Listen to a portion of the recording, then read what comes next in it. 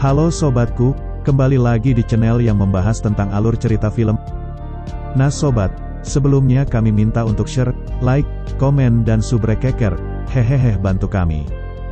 Oke sahabat, untuk sobat yang mau dibuatkan alur untuk filmnya silahkan komen saja di bawah, nanti tim kami akan membuatkan alur film kesayangan sobatku semua.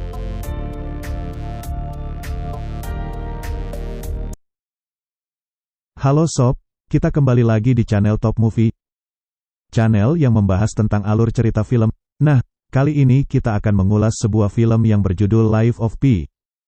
Film ini menceritakan tentang seorang pria yang bernama Pi, selama lebih dari 7 bulan, terjebak dengan skoci kecil, terombang-ambing di tengah lautan Samudra Pasifik yang luas. Penasaran dengan kisahnya? Yuk mari kita mengulasnya. Namun sebelumnya, untuk kaum rebahan, perbaiki posisi rebahan, simetriskan posisi, siapkan kopi, dan mari kita menonton. Tapi sebelumnya intro.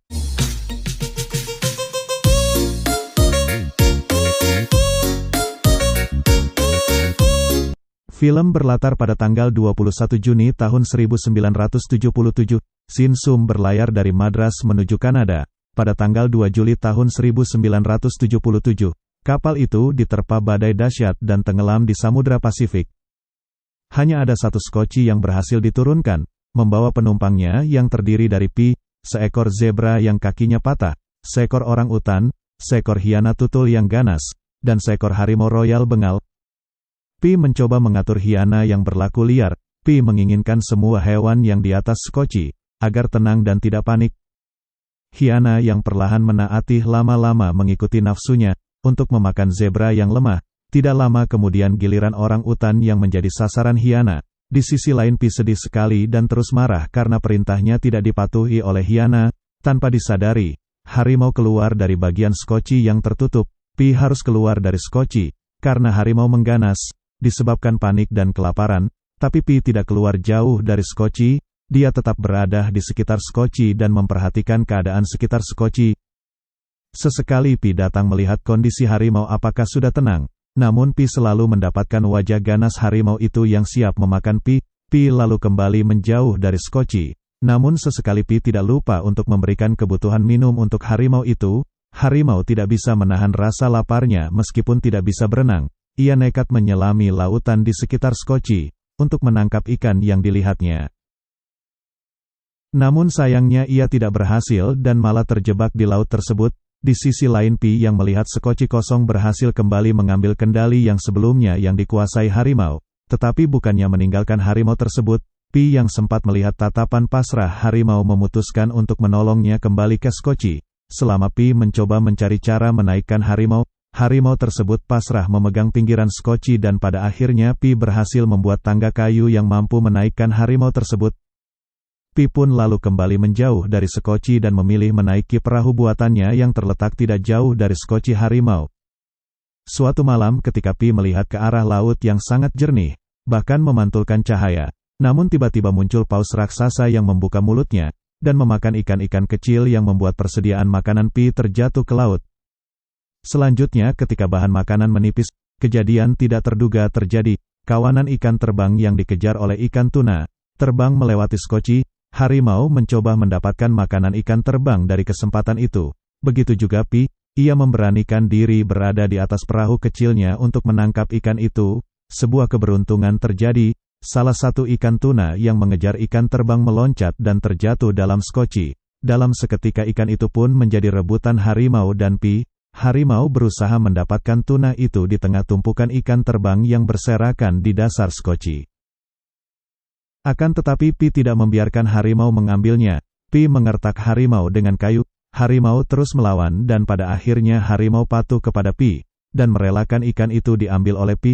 Pi lalu mengambil tuna itu dan mengirisnya menjadi potongan kecil untuk dimakan olehnya dan harimau. Dengan modal irisan kecil itu, Pi mencoba menjinakkan harimau agar berdamai dengannya. Pi memberikan potongan daging kecil itu di mana setiap perintahnya dituruti oleh sang harimau. Dan Pi berhasil menjinakkannya, agar menuruti perintahnya. Dia pun menggertak harimau agar masuk ke dalam skoci.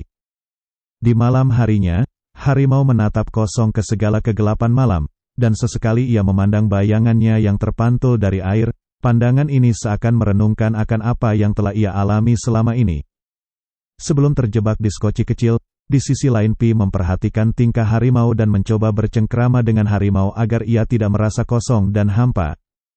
Selanjutnya badai terlihat mulai mendekati skocinya dan perahu buatannya. Pi pun mempersiapkan diri untuk menghadapinya.